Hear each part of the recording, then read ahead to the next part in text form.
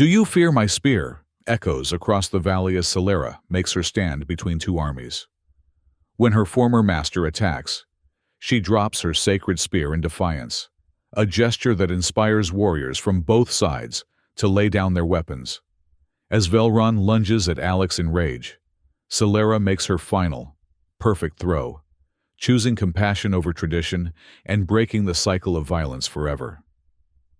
The triple suns of Varrock blazed mercilessly across the barren landscape, casting multiple shadows that danced and elongated as they moved. Heat waves distorted the horizon, making the ruins of a once magnificent civilization shimmer like a mirage.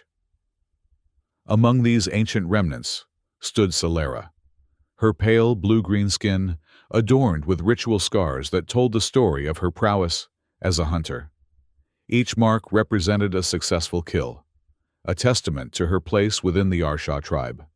She stood atop a fractured cliff face, her sacred spear gripped tightly in one hand. The weapon gleamed in the harsh light, its metal shaft inscribed with symbols that pulsed with an inner light. The ceremonial bindings at its hilt connected to the neural implant at the base of her skull, allowing her to feel the spear as an extension of her own body. When she threw it, she didn't just release a weapon, she projected a part of herself. Celera narrowed her vertical pupils against the glare, scanning the ruins below.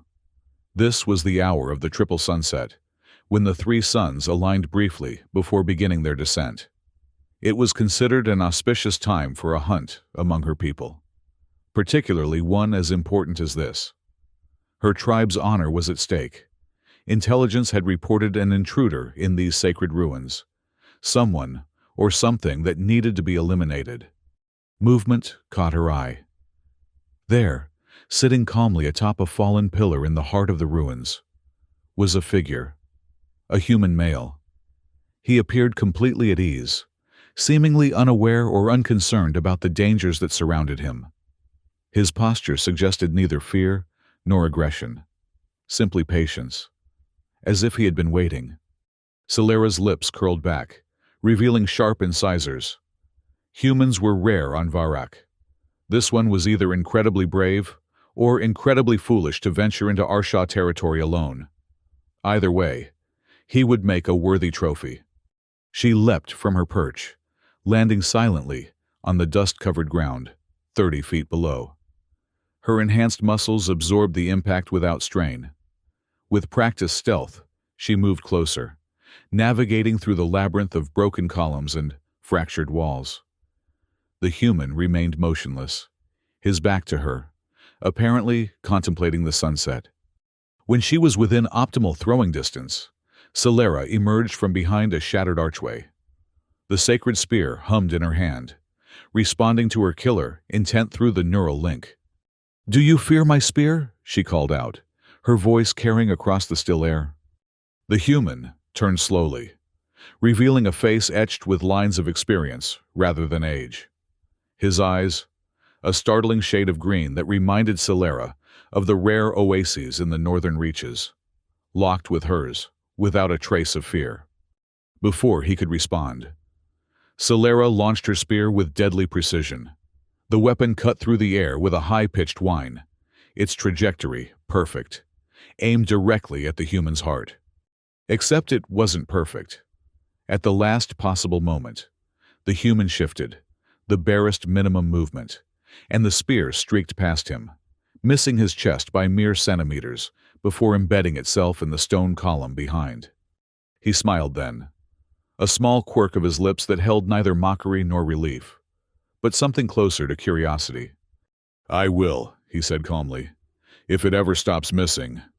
Celera froze, momentarily stunned by both the human's reaction and her own failure. No one had ever evaded her sacred spear before. Its neural link ensured perfect accuracy. She felt its path as if it were her own body moving through space. Missing was impossible. Rage flooded through her.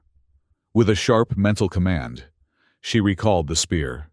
It vibrated once, then tore itself free from the stone, flying back to her waiting hand. The human watched its return flight with apparent fascination. "Who are you?" she demanded, already preparing for another throw. "Alex," he replied simply. "And you're making a mistake." "The only mistake was my aim," Celera snarled, and launched the spear again.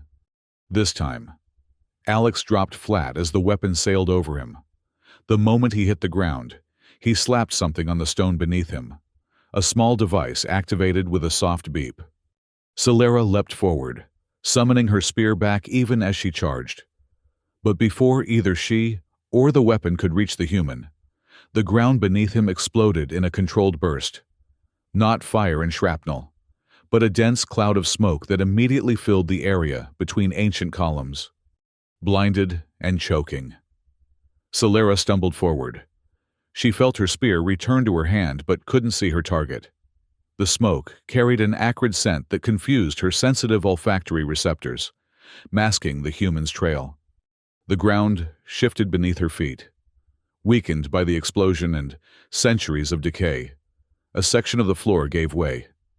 Celera fell, landing hard on her side on a lower level of the ruins. Pain lanced through her ribcage, but she pushed it aside, rolling to her feet and scanning her surroundings. She was in what appeared to be an ancient corridor, lined with faded murals depicting star maps and beings that weren't quite human or Arshaw.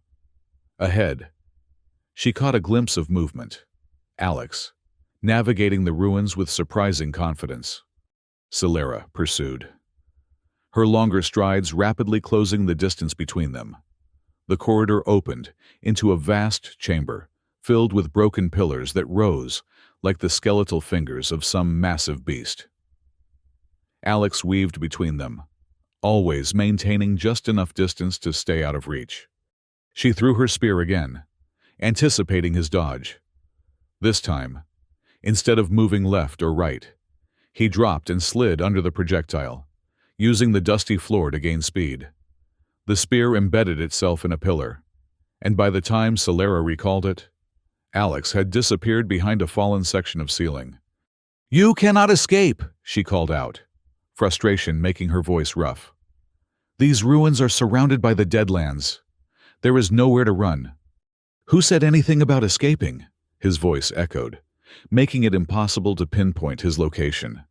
Celera moved cautiously now, scanning for traps. She stepped over a nearly invisible wire stretched between two columns, then skirted a section of floor that was suspiciously free of dust, likely concealing a pressure plate. "You navigate these ruins like you built them," she observed, tracking his footprints in the dust. They were still warm, leaving faint heat signatures that her enhanced vision could detect. "I didn't build them," Alex replied from somewhere ahead. "But I've studied them. They tell a different story than what your tribe believes." Celera snorted dismissively. "The ruins are sacred to the Arshaw because they were left by our ancestors before the Great Burning. What could a human possibly know about them?" "That they weren't built by the Arshaw at all." The statement was so blasphemous that Celera almost missed her next step, nearly triggering a trap. She caught herself, leaping over a section of floor that collapsed beneath her weight, revealing a drop into darkness. Landing on the other side, she found herself facing a dead end, a wall of solid stone with no visible exit. The footprints led directly to it and stopped. Celera approached cautiously, spear raised. Was this a trick? Had the human somehow scaled the wall? She examined the surface, finding no handholds or disturbances in the dust. A noise behind her made her spin around. Alex stood at the entrance to the dead end, effectively trapping her. "The ancestors who built these ruins," he said quietly, "knew that strength alone wasn't enough to survive. They built escape routes and safe harbors, places where people could hide from those who hunted them." As he spoke, he pressed something on his wrist device. The wall behind Celera slid open silently, revealing a hidden passage. "Like now," he added, then slammed his hand against a control panel on the wall. The ceiling began to collapse. Celera had just enough time to dive into the hidden passage. Alex, close behind her, before tons of ancient stone sealed the entrance. Dust filled the air, and Celera found herself in near-total darkness, save for the faint glow of her spear. "You led me here deliberately," she accused, raising the weapon.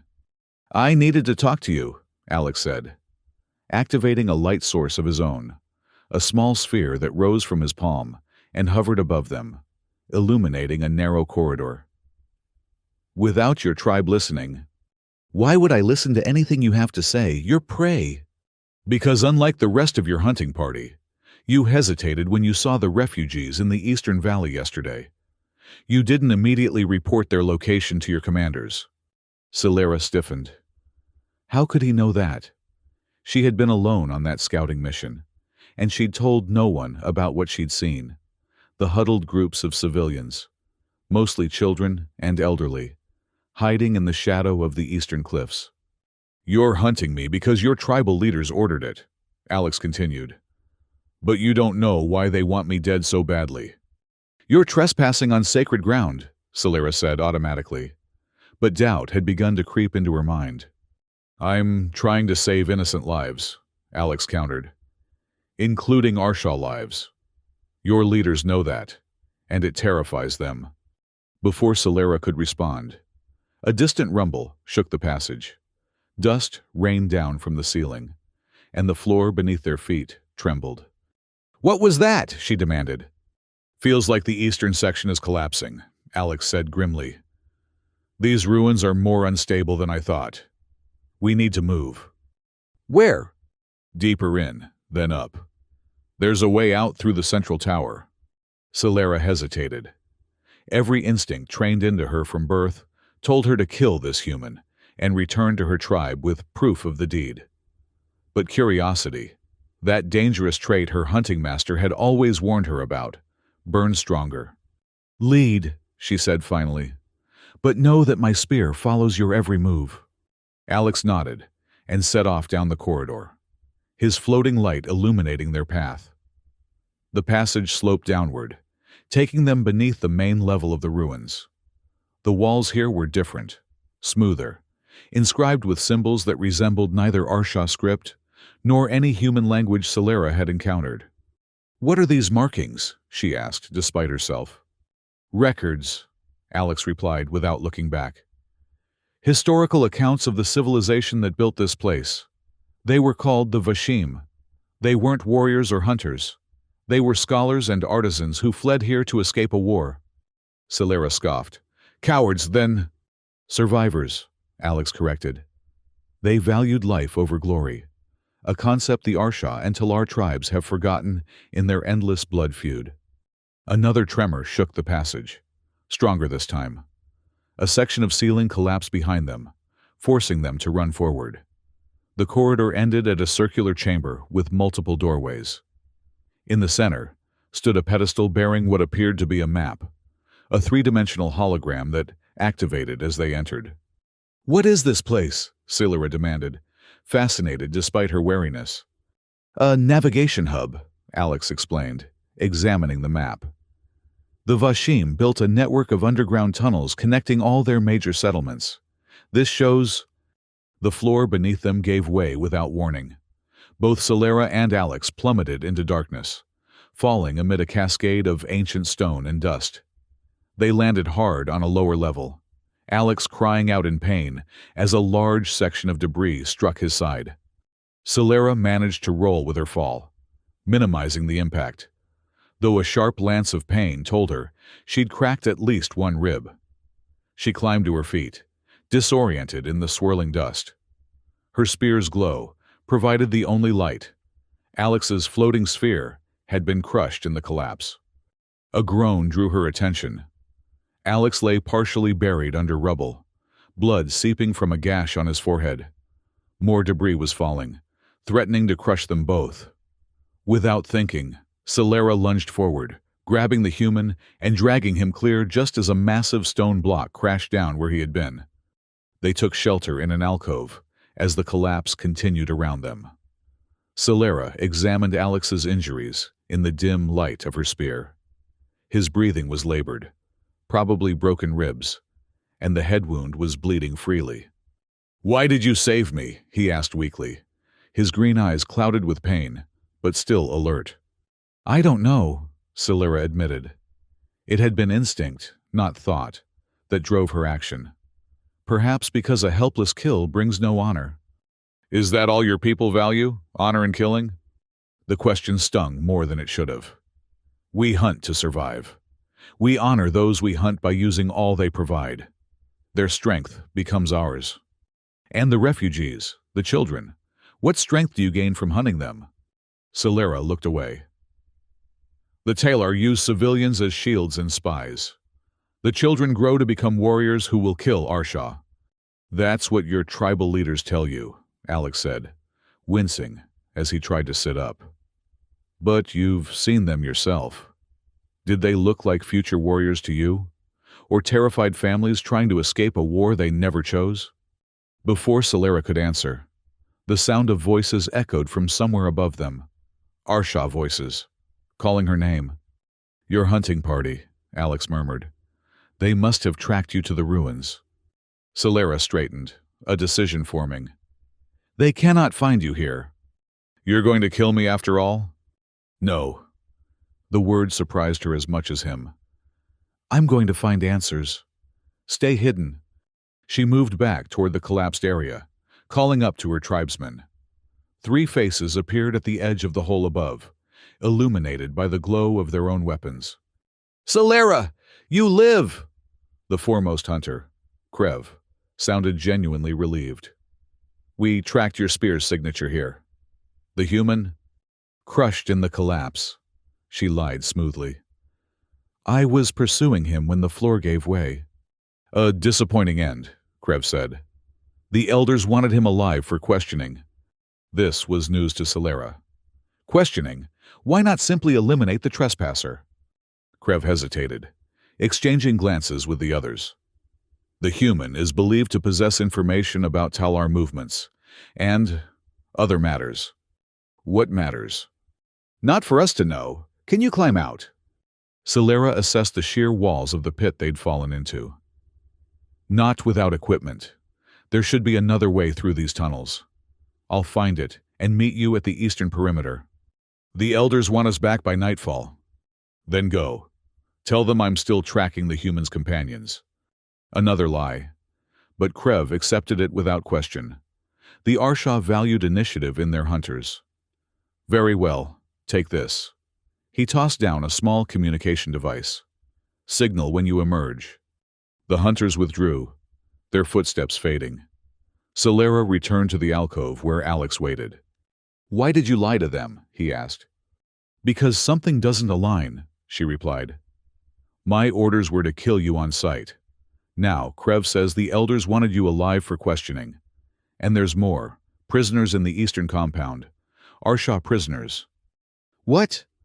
3 days ago, I overheard the elders discussing Arsha dissenters being held with Talar prisoners.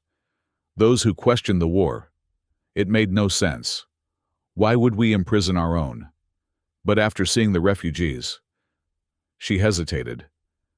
"I need to know the truth." Alex struggled to his feet, grimacing. "I can show you the truth. But first, we need to get out of here and reach the eastern compound. Those prisoners, they're key to ending this war." "Why should I trust you?" "Because I just heard you lie to your own people to protect me. You're already trusting your instincts over your orders. Keep following that path." Celera considered him for a long moment, then nodded curtly. "If you betray that trust, my spear won't miss again." "Fair enough," Alex said, managing a pained smile. "Now, let's find a way out of this pit." The only exit appeared to be a narrow tunnel leading away from the collapse. They followed it, Alex leaning on Celera for support as they navigated the ancient passage. His breathing was labored, each step clearly causing him pain. "Your ribs are broken," Celera observed. "You need medical attention." "Later," Alex grunted. "The compound first." The tunnel gradually sloped upward, eventually emerging into what appeared to be an underground storage chamber. Massive containers lined the walls, their contents long since turned to dust. Another passage led upward, and after an hour of careful climbing, they finally reached the surface. They emerged through a hidden door in the base of a cliff face, well away from the main ruins. The triple suns had set, leaving Varak's 3 moons to cast their pale light across the desert landscape. In the distance, the eastern compound was visible, a fortified structure built into the mountainside, lights glowing in its windows. "That's where they're keeping the prisoners?" Alex asked, squinting at the compound. "Yes, heavily guarded. We won't be able to approach directly." "We don't need to." Alex reached into a pocket and withdrew a small device. "This contains the release codes for the holding cells. Your tribal leaders use a standard security system. I've managed to crack their encryption, but we need to get this to the cell block control panel." Celera stared at him. "How do you have our security codes?" "I've been studying both the Arsha and Talar for months, learning your technologies, your weaknesses." He met her gaze steadily. "Not to destroy you, but to find a way to end the fighting." "You still haven't told me why you care about our war." Alex sighed, wincing as the movement jarred his ribs.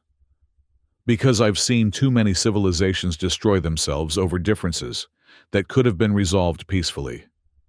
The Arsha and Talar share this planet. You could build something remarkable together instead of fighting until you're both extinct." "Idealistic words from an outsider," Celera said, but without her earlier derision. "The blood feud has existed for generations, and it could end in this one." Alex gestured toward the compound. "Those prisoners, your people and Talar alike, have already realized that. They've been communicating, finding common ground. That's why your elders imprisoned them. They're afraid of peace." Celera absorbed this, comparing it against the doubts that had been growing in her mind. It aligned with what she had seen: the increasing brutality of the hunts, the targeting of civilians, the harsh punishment of any who questioned tribal doctrine. "If what you say is true," she said slowly, "then the elders have betrayed the core values of the Arsha. We hunt for survival and honor, not slaughter." "Help me free those prisoners," Alex urged. "Let them tell their own stories, then decide where your spear belongs." Celera's gaze shifted to the sacred weapon in her hand. Through the neural link, she could feel its eagerness for blood. Or was that merely her own conditioning? For the first time, she wondered if the link influenced her thoughts as much as she controlled the spear. "We'll need a distraction," she said finally, "and a way to access the compound without being detected." "I can provide both," Alex replied, relief evident in his voice. "But it will require precise timing and—" He swayed suddenly, his face going pale. Celera caught him before he could fall. "You're weaker than you admit. Just need a moment." His breathing was shallow, skin clammy with sweat. "Internal bleeding, probably." Celera made a swift decision. "There's a cave system nearby. We'll rest there until you're stronger, then approach the compound at dawn when the guard changes." She half-carried Alex to the caves, finding a defensible position near the entrance. Using skills learned in countless hunts, she gathered desert plants known for their medicinal properties, creating a poultice for his wounds and a bitter tea to help with the pain. "Where did you learn healing?" Alex asked, as she bound his ribs with strips torn from her outer garment. "All hunters learn to treat injuries," Celera replied. "Sometimes the prey fights back." "Is that all I am to you still, prey?" Celera's hands paused in their work. "I don't know what you are. Enemy? Ally? Neither seems to fit." "How about fellow traveler?" Alex suggested. "Both trying to find the right path forward." "Perhaps." She finished binding his ribs and sat back. "Rest now. We move at first light." As Alex drifted into an uneasy sleep, Celera kept watch, her mind churning with conflicting thoughts. The sacred spear lay across her lap, its glow dimmer now, as if reflecting her uncertainty. Everything she had been taught, every value instilled in her since birth, told her to complete her hunt, to eliminate the human and return triumphant to her tribe. But another voice had begun to speak within her, a voice that questioned, that remembered the frightened eyes of refugee children, that wondered why her own people would imprison dissenters, a voice that asked if there might be greater honor and protection than in killing. Dawn broke with the sequential rising of Varak's three suns, casting the desert in shifting shadows. Alex awoke, looking pale but more alert, the rest and medicine having done some good. Together, they formulated their plan. "The compound's power generator is here," Solera explained, drawing a rough map in the sand. "Heavily guarded, but vulnerable to overload. If we can cause a surge, it will trigger emergency protocols, shifting guards to the perimeter and unlocking internal doors temporarily before backup systems engage." "Perfect," Alex nodded. "I can rig a device to cause that surge, but I'll need components." "There's a supply depot here." Solera indicated another point on the map. "Minimal security. We can raid it first." Their plan set. They made their way across the desert, keeping to ravines and rock formations for cover. The supply depot proved as lightly guarded as Solera had indicated, 2 board sentries easily avoided. Alex quickly assembled what he needed, his hands moving with practiced efficiency despite his injuries. "You've done this before," Solera observed. "Too many times," Alex admitted. "On too many worlds." With the device completed, they approached the compound's perimeter. The massive structure loomed against the mountainside, its angular architecture typical of Arshaw design. Functional, imposing, with no concession to beauty. "Plant the device here," Solera directed, indicating a junction box near the outer wall. "When it detonates, head for the service entrance. I'll meet you inside." "Where will you be?" "Creating additional chaos." Her lips curved in a predator's smile. "I am still Arshaw. Chaos is our element." Before Alex could respond, Solera was gone, scaling the wall with practiced ease. She moved silently across the compound's roof, using maintenance ducts and blind spots in the security system that she knew from her time as a patrol leader. Reaching the armory section, she placed small explosive charges, also taken from the supply depot, at strategic points. Not enough to cause casualties, but sufficient to draw attention and resources. At the appointed time, Alex's device activated. The compound's lights flickered, then died as the power surge overwhelmed the main systems. Solera detonated her charges, adding to the confusion. Alarms blared, and guards rushed to secure the perimeter against what they would assume was a Talar attack. Solera dropped through a ventilation shaft into the now darkened corridor leading to the cell block. Emergency lighting cast everything in a red glow. She encountered 2 guards, dispatching them with quick, non-lethal strikes before they could raise an alarm. At the cell block entrance, she found Alex already working on the control panel, connecting his device to override the security protocols. His face was beaded with sweat, hands trembling slightly, but his eyes remained focused. "Almost there," he murmured as she joined him. "The system is fighting back." "Let me..." Solera placed her hand on the biometric scanner. Despite her current rogue status, her hunter clearance was still active. The elders wouldn't have had time to revoke it yet. The system recognized her, granting access. The cell block door slid open. Beyond it, rows of energy fields contained the prisoners, a mix of Arshaw and Talar. As Alex had claimed, their faces turned toward the newcomers, expressions shifting from fear to hope as they recognized Solera. "Release protocol," she commanded the system. "Authorization Solera, Hunter Prime, Alpha sequence." The energy fields winked out, disbelieving. The prisoners stepped cautiously from their cells.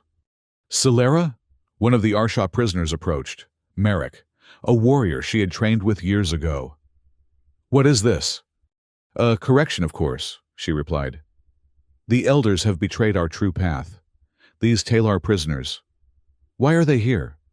"Because they, like us, spoke of peace," Merrick explained. They approached our border patrol with terms for a ceasefire. The elders ordered them imprisoned and decreed that any Arsha who supported their proposal would share their fate.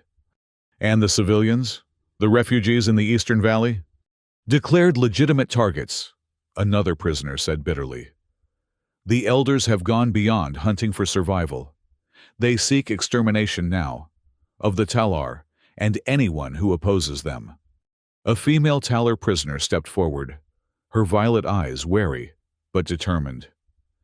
If you've freed us, what happens now? We cannot return to our people. We'd be executed as traitors. The Talar leadership is as committed to this war as your elders. We go to the refugees, Alex interjected, his voice strained but resolute. Unite them with you. Show both tribes that another way is possible. The valley will be overrun soon, Celera warned. Both Arsha and Talar forces are converging there, each determined to claim or eliminate the refugees before the other can. Then we must reach them first, Merrick declared.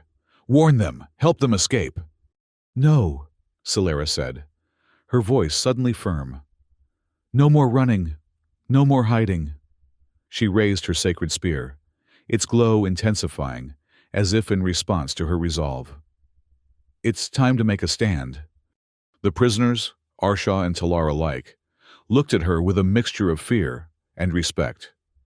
They had been prepared to flee, to survive another day. But Celera was proposing something far more dangerous and potentially transformative. What exactly are you suggesting? The Talar woman asked. A challenge, Celera replied. An ancient right that both our peoples still honor, buried beneath centuries of hatred. The right of challenge.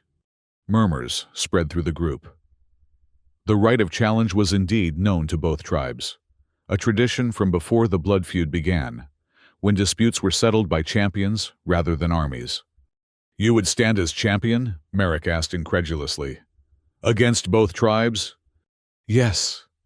Celera's grip tightened on her spear. In the valley, before the advancing armies, one hunter against the tide of war. They'll kill you, Alex said quietly. Perhaps. Celera turned to him. But before they do, they will have to listen. Our traditions demand it, and if enough warriors on both sides hear the truth, about the elders, about the prisoners, about the possibility of peace, some may choose a different path. It's suicide, one of the Talar prisoners protested. No, the Talar woman countered, studying Celera with new understanding. It's sacrifice. The kind leaders are supposed to make for their people. She stepped forward, placing her hand on Celera's arm, a gesture of respect among the Talar. I am Liana, once general of the Southern Front. If you will stand, I will stand with you. One by one, the other prisoners, Arsha and Talar alike, voiced their support. Even those who believed the plan would fail seemed to recognize the honor in the attempt. First, we need to reach the valley, Alex reminded them. And I doubt we can simply walk out the front gate. We won't have to, Celera said. There's an emergency evacuation tunnel beneath the compound. It leads directly to the foothills overlooking the valley. With Celera and Liana leading, the group made their way through the compound's lower levels. They encountered surprisingly little resistance. Most of the guards had been drawn to the perimeter by the false attack. Those they did meet were quickly subdued, or, in several cases, convinced to join their cause after hearing the truth about the elders' betrayal. The evacuation tunnel was exactly where Celera remembered, a narrow passage carved through the living rock of the mountain. It was designed for the elders' escape in case of catastrophic attack, its existence known only to the highest-ranking warriors. Your knowledge of Arsha's secrets is impressive, Liana observed as they hurried through the tunnel. I was being groomed for leadership, Celera explained, before I began to question. What changed you? The Talar general asked. Celera glanced at Alex, who was struggling to keep pace, his face pale with pain. I'm not certain yet that I have changed, but I've begun to see beyond the hunt. The tunnel emerged, as promised, in the foothills above the eastern valley. Below them spread a breathtaking vista, a natural basin cradled by mountains, with a narrow entrance to the south. Within the valley, clusters of makeshift shelters housed the refugees, their small fires dotting the landscape like fallen stars.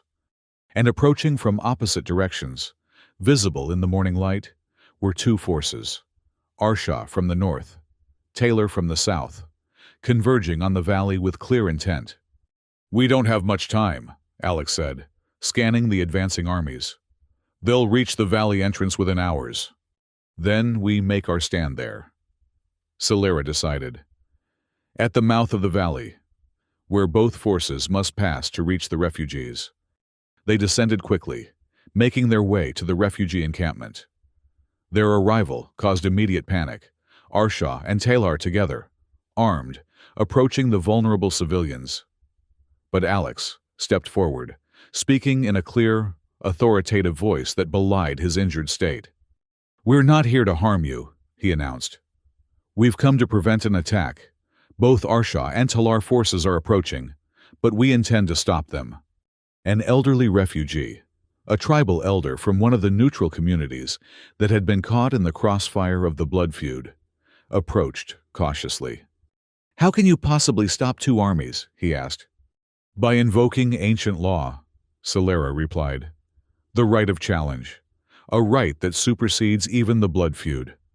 And if they ignore this challenge, then they publicly renounce their own most sacred traditions," Liana said. "Something neither the Arsha nor Talar leadership can afford to do. Their power rests on those traditions." With the refugees' wary cooperation, they quickly prepared, using materials salvaged from the compound and skills from both tribes. They constructed a crude amplification system, essentially a massive speaker array connected to ancient technology found in the ruins, repurposed by Alex's technical knowledge. "This will carry your voice across the entire valley entrance," he explained to Celera. "Make it count."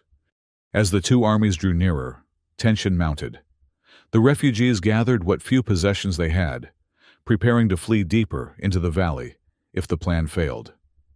The freed prisoners, a mix of Arsha and Talar, positioned themselves strategically, ready to buy time for the escape if necessary.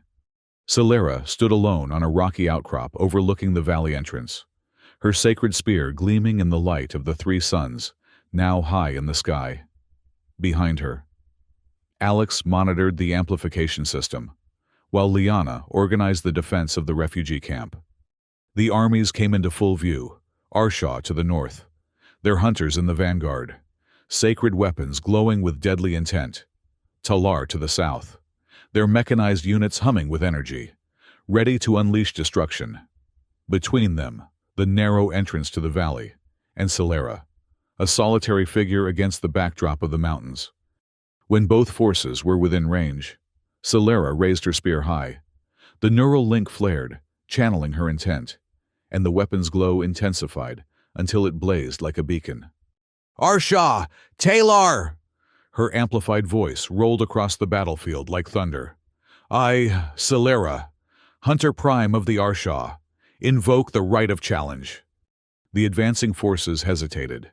Commanders conferred urgently with their subordinates. The right of challenge was indeed ancient and sacred.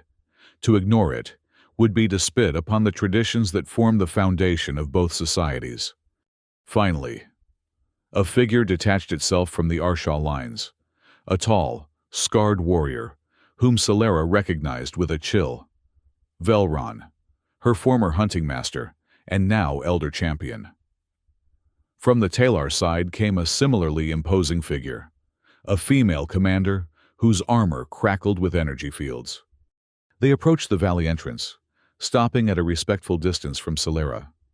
"Hunter Celera," Velron called out, his voice carrying easily, without amplification. "You stand accused of treason against the Arsha. Your challenge is rejected." "You cannot reject what is written in the blood laws," Celera countered. "The right of challenge supersedes all accusations. Or would you have the warriors witness your fear of facing one you trained yourself?" A murmur ran through the Arsha ranks. Honor and pride were central to their culture. For Velron to refuse the challenge would undermine his authority. "Speak your challenge," he growled reluctantly. "I challenge the war itself," Celera declared. "I challenge the lie that Arsha must hunt Talar, and Talar must destroy Arsha. I challenge the deception of the elders and commanders, who imprison their own people for speaking of peace." Gasps and mutters spread through both armies. Many had not heard of the imprisoned dissenters. Celera pressed her advantage. "See who stands with me," she gestured behind her, where the freed prisoners now emerged, Arsha and Talar side by side. Warriors of both tribes who dared to question, who saw that our true enemy is not each other, but the hatred that consumes us. "Propaganda and lies," the Talar commander shouted. "This is an Arsha trick." "No trick," Liana stepped forward, her violet eyes flashing. "I am General Liana of the Southern Front. I was imprisoned for proposing a ceasefire. Ask yourselves, why would your leaders jail those who seek to end the bloodshed? What do they gain from endless war that they would lose from peace?" Uncertainty rippled through the ranks of both armies. Warriors exchanged glances, some nodding in recognition of the prisoners who had been their comrades before mysteriously disappearing. Velron's face darkened with rage. "Enough of this farce!" He raised his own sacred weapon, a brutal, hooked glaive that pulsed with crimson energy. "The challenge is invalid. The traitor dies now." He lunged forward with frightening speed, closing the distance to Celera in seconds. His glaive swept toward her in a deadly arc, aiming to separate her head from her shoulders. Celera's spear moved to parry, the neural link allowing her to react with superhuman precision. The weapons clashed in a shower of energy sparks, their competing fields creating a momentary lightning storm between them. "You taught me well, Master," Celera said through gritted teeth as they strained against each other. "But not everything I know."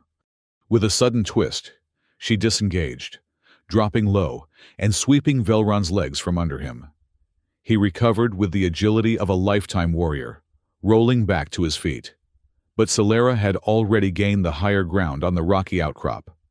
"See how the elders respond to truth," she called out to the watching armies. "Not with words, but with death. They fear what you might choose if given the chance." Velron attacked again, driving Celera back with a flurry of strikes. She defended expertly, but each parry drained her strength. Velron had always been the superior warrior. It was why he had become Elder Champion, the deadliest hunter among the Arsha. A blow slipped through her defense, opening a gash across her thigh. Celera stumbled, nearly falling. Velron pressed his advantage, his glaive whistling toward her heart. At the last moment, Celera dropped her spear. The unexpected move caused Velron to overextend, his glaive passing through empty air where he had expected resistance. Celera's sacred spear fell to the dust between them, its glow dimming as the neural link was severed. "I will not fight you, Master," Celera announced, her voice carrying across the suddenly silent battlefield. "I will not perpetuate the cycle of killing." She turned to address both armies. "We have a choice, here, now, to continue the path of destruction, or to forge a new way." She knelt and placed her hands in the dust beside her fallen spear, the traditional Arsha gesture of peace offering, rarely seen in generations. "What are you doing?" Velron hissed, his glaive still poised to strike. "What should have been done long ago," Celera replied, laying down my weapon. For a moment, no one moved. The tension was palpable, a living thing that stretched between the armies, the refugees, the freed prisoners, and the two figures at the valley entrance, one kneeling in peace, one poised to kill. Then, from the Arsha ranks, a young hunter stepped forward. Without a word, he placed his sacred bow on the ground. From the Talar side, a female warrior did the same with her energy blade. One by one, warriors from both sides began to lay down their weapons. Not all. Many remained armed and wary. but enough to create a widening circle of disarmament that spread from the valley entrance backward, through the ranks. Velron's face contorted with fury. "Cowards! Traitors!" he roared. "I will show you how the Arsha deal with weakness." He spun. His glaive aimed not at Celera now, but at Alex, who stood vulnerable beside the amplification equipment. The human had no time to dodge, no weapon to defend himself. Celera moved without thinking. Her hand found her fallen spear, the neural link re-establishing instantly. She threw with all her strength and skill, all her years of training focused into a single, perfect cast. The sacred spear streaked through the air, its trajectory unerring. It struck Velron through the chest, just as his glaive began its downward arc toward Alex. The elder champion froze, his weapon falling from nerveless fingers. His eyes wide with shock and what might have been respect. Then he collapsed, dead before he hit the ground. Celera stood over her fallen master, grief and resolve mingling on her face. "I take no joy in this kill," she announced to the watching armies. "Velron was my teacher, my guide, but he chose death over change. We need not make the same choice." She retrieved her spear from Velron's body, wiping the blood on her own garment, rather than displaying it as a trophy, as tradition demanded. Then, with deliberate ceremony, she broke the weapon across her knee. The crack echoed across the valley like a thunderclap. The neural link severed permanently, sending a jolt of pain through her skull that she endured without flinching. "The age of the hunt is over," she declared. "The time for building begins." The Talar commander, who had been watching the confrontation with calculating eyes, stepped forward. "Pretty words," she said skeptically. "But what guarantee do we have that this isn't simply a new Arsha strategy? Why should we trust you?" "Not me," Celera replied. "Them." She gestured to the refugees and the freed prisoners. "The innocent victims of our war. The warriors brave enough to speak for peace. They are the guarantee, the living bridge between our peoples." Alex approached, moving carefully to accommodate his injured ribs. "Both your civilizations face extinction if this war continues," he said, addressing both the Arsha and Talar forces. "Your populations dwindle. Your resources are nearly exhausted. But together, you could not merely survive, but thrive." "The human speaks truth," Liana added. "I've seen the projection models. 3 generations. That's all we have left if nothing changes." Uncertainty and consideration moved through the ranks. More weapons were laid down.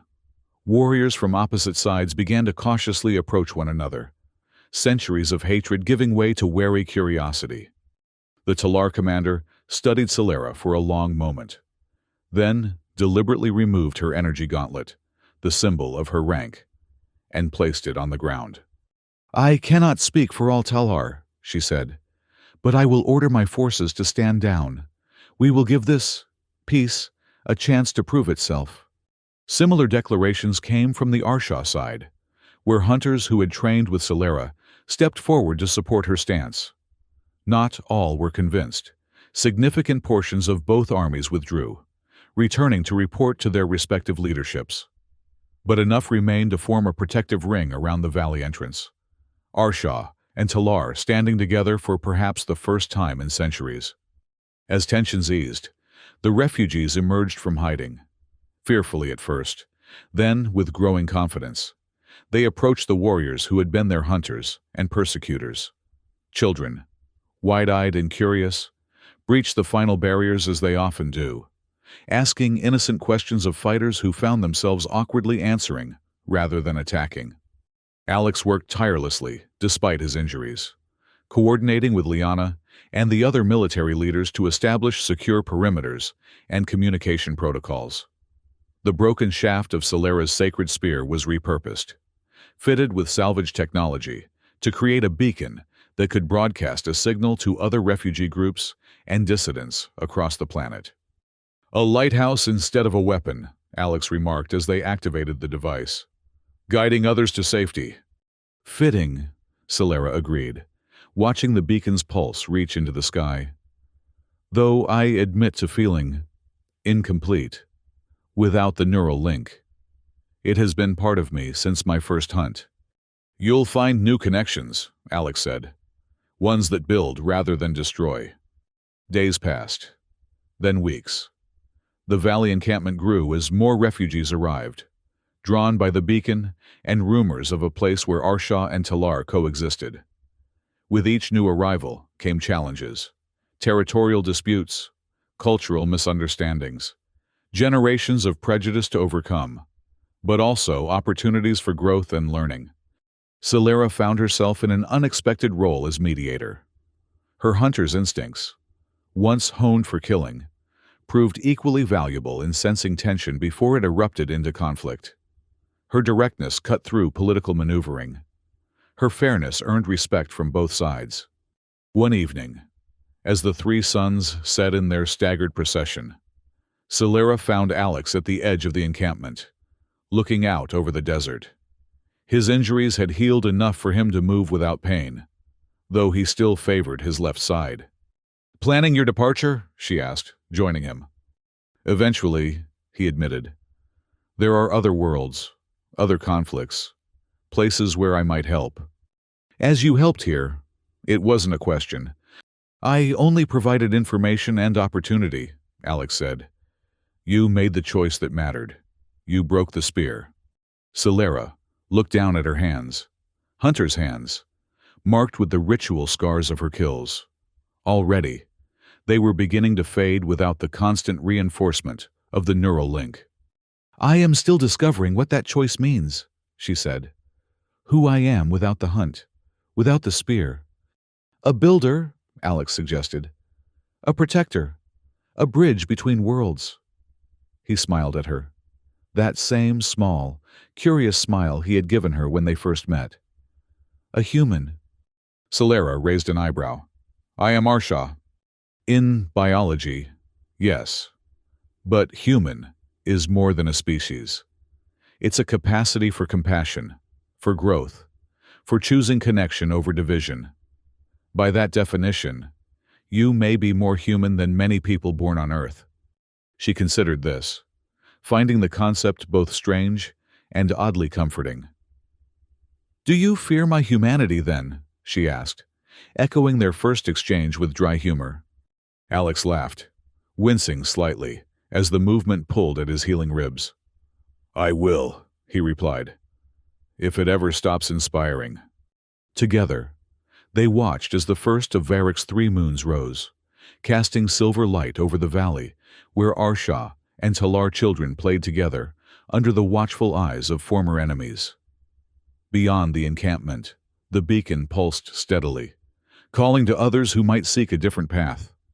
The hunt was over, the building had begun, and somewhere in the vast desert of Varrock, in the shadow of ancient ruins that had witnessed both the rise and fall of civilizations, a new story was taking root, one written not in blood and conquest, but in compassion and connection. A human story, told by those who had once considered humanity their prey, and now recognized it as their salvation.